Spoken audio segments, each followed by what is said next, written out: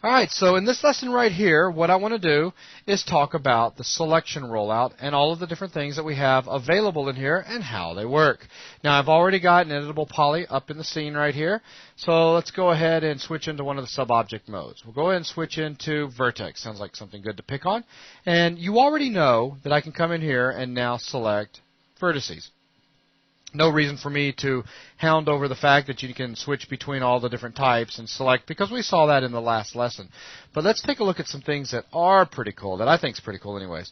Select this vertex up here on the top. Let's say that I want to select all polygons that are connected to that vertex. All I would need to do is to come over here, over polygon itself, hold the control key down, and then simply click polygon, and it's going to select all of the polygons that are touching that vertex. What do you think, Logan? Yeah, that's pretty sweet. Pretty cool, huh? Let's go ahead and let's show it another way. Let's go ahead and come over here. Let's grab an edge one. That'll be easy to see. So which ones do you think are going to be, here, grab the mouse. Which one do you think is going to be selected? Those three, right? So we're going to have three. So we'll control, click, and that's exactly what we got. Very good. And now, of course, from here, let's say I've got these and I want to convert this into all edges that are touching the selected polygons at the moment. I could simply hold control and click on edges, and look at that. Now I've got all of those selected.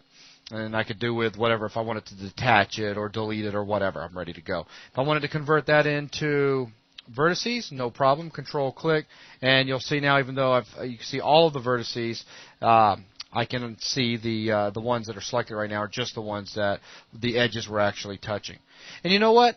Something that I don't think actually made it onto this particular VTM that I think would be really good for you guys to see, and since we're just talking about vertices at the moment, I'm just kind of throwing this in off the top of my head. It's a little extra thing. You may notice that my vertices are a little bit larger than normal. Huh? Yeah, I was wondering about that. Yeah. Well, some of you guys out there may be working and your vertices may appear very teeny. Let's take just a second away from our little selection rollout over here and talk about how you can make your vertices appear larger like mine. All you need to do is simply come up here to Customize, come down to Preferences, and inside the Preferences settings dialog that comes up, simply click on the Viewports tab. And you'll see up under the viewport parameter section right here that there is a show vertices as dots, and you have small dots and large dots. Default is small dots. Simply change it over to the large dots, click OK, and you're ready to go. And you'll have larger vertices like this.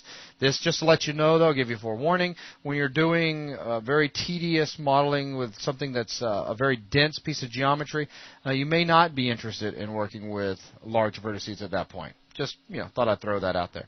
So now we've seen a way of switching back and forth between sub-object types. You know, of course, that we can do it up here as well. They're always going to be in sync with one another. And we also saw how we could hold the control key down and we could switch, basically not switch, but we could, we could switch our selection type from one type to another based off of what is selected with the first type. Now let's go ahead and take a look at a couple of these other things. Let's switch over here to Polygon. That'll work. I'll deselect. We've got a checkbox down here that says By Vertex. So what does By Vertex do? Well, without it turned on, you see that I can simply select one of my polygons right now by clicking anywhere inside the polygon. Okay?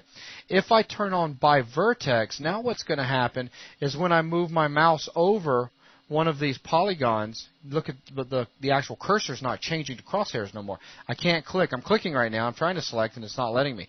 I have to actually move my mouse over where a vertex would be, and what's going to happen is I'm going to select all of the polygons that touch that vertex. Let me show you. Click, all three again. Let's come down here. Click, all three along the bottom. Let's go to the top right here. Click, all of those. Okay? Does that make sense? Kind of like the reverse of the control click. Yeah, exactly. Exactly. If you want to look at it like that. If I come over here to edges, it's the same thing.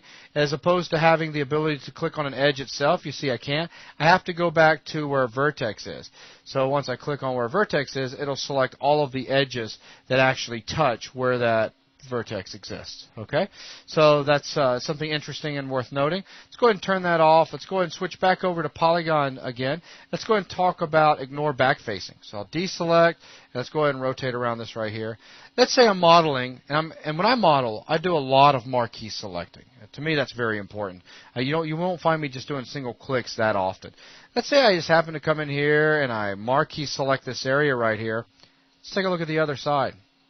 I may not have wanted to select the polygons on this side, but I did. Okay, so basically my marquee selection had the power of seeing through everything and selected everything that fell within inside of it. Okay, perhaps I don't want that. If you don't, all you need to do is turn on ignore backfacing. Now if I come in here, we'll do the exact same thing. I'll marquee select, come around to the other side. Nothing was selected. Logan, does that make sense? Yes. Okay, very cool. So now let's go ahead and talk about some of these new buttons that are now available in 3ds Max 5. And to do that, let's bring a new assistant out. Let's come over here and create, let's do a sphere. It's going to make it a little easier to see some of this. So we'll make ourselves a sphere. And you know what? Let's go ahead and take our segments down. So we'll make it not quite that detailed. That looks pretty good. Right click, convert it to an editable poly, and let's go ahead and switch over here into edge mode. You'll notice that these buttons down here, well, first let's go ahead and talk about shrink and grow. Let's go ahead and, it's best to show this if I switch over here to vertices first. Sorry, I didn't mean to get off track right there. I just got a little anxious about ring and loop. So right now I've got this one vertex selected. If I grow the selection, it's going to grab all of the vertices that were touching it, okay, or the next ones out, if you will. Now if I grow this one, okay, so you see how what's happening is our selection's just growing, growing, growing. If I come over here and switch this into polygon and select, same thing's going to happen. If I grow this, it's going to select all of the polygons that actually touch it. Grow again, you can see how it just continues to grow. Shrink will allow me to do just that. I shrink it in one level, shrink it in another. Be careful though, if you shrink it all the way, now there's nothing selected. I can't start clicking grow. There's nothing to grow. There's no selection to grow right now. And if I happen to, let's say, select one of these and grow, grow, grow, grow, grow, and grow until this thing is completely selected as it is right now, and then start saying shrink, look at that. Nothing's going to happen because it's not going to know how to shrink in. Yeah, where to shrink from. Exactly. So let's go ahead and deselect that. So that's the difference between shrink and grow. Very handy. Now, finally, get to the ring and loop. These are pretty cool. You'll notice that right now with polygon subobjects selected, we can't access them. They're grayed out. Okay, if I come over here to vertex, you see they're also grayed out. They're available when working with my edges and my borders. Okay, and what they do is this. Let me go ahead and select an edge. If I want to select by ring, what this is going to allow me to do is select all parallel edges to this edge right here. That means I should make a ring selection all the way around with all of these edges, and it should come wrapping back around to right here. Let's take a look. Ring, and look at that. Let's go ahead and hit F3. That'll make it a little bit easier for somebody to see. I'll hit G to turn off the grid. So rotating around, I did just like I described. There's my ring selection. So let's go ahead and undo that, and let's take a look at what loop is real quick. So again, I still have this one edge right here selected. Actually, let's just select this one. Okay. What loop's going to do is it's going to select all of my edges that are connected together. So loop, and there you go.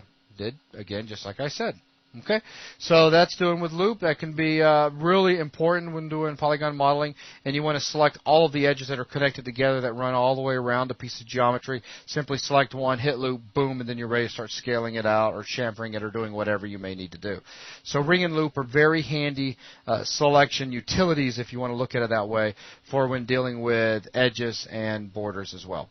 Finally, last thing I want to show you is we get some feedback down here in the bottom corner as to what is selected inside this rollout. Right now we've got 25 vertices selected. So since we've got more than one vertex, it tells us how many of the type is selected. The same thing, of course, applies over here with edges, etc. If I have just one of these subobjects types selected, then I actually get the name of that guy, or the number of him, if you will. So this is vertex 48 is selected right now. This guy up here happens to be vertex number 30. If I was doing edges, I've got 10 different edges selected at the moment. If I select only one, I've got edge 95 selected. Does that make sense, Logan? Yeah. Okay, good. So that's a quick overview of working with the selection rollout. I know this is extremely basic stuff, but again, the whole idea of this particular VTM is to have a really killer lesson to get you familiar with all of these different tools and settings and parameters, so that then when we get into a more complex modeling assignment, which is what's going to happen on the next VTM, all of this stuff's going to make sense, and I'm not going to have to spend a lot of time pointing things out. So that's going to conclude the selection rollout section. So thanks.